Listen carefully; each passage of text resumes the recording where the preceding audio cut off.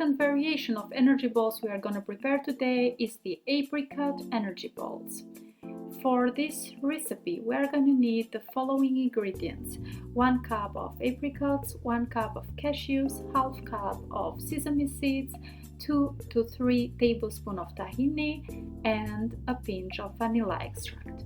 Start by adding the cashews into the blender and grate them for a few seconds.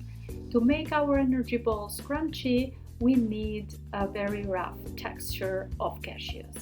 Then add the dried apricots, the sesame seeds, the tahini paste, and the vanilla extract, and then blend all the ingredients for 1 minute. Check the texture of the dough by pinching it with your fingers, and when it's sticky and able to keep its shape, it's ready to be transformed into balls. Then put that aside into a bowl and start preparing your balls. Take some dough, roll between your palms, and then coat with some sesame seeds.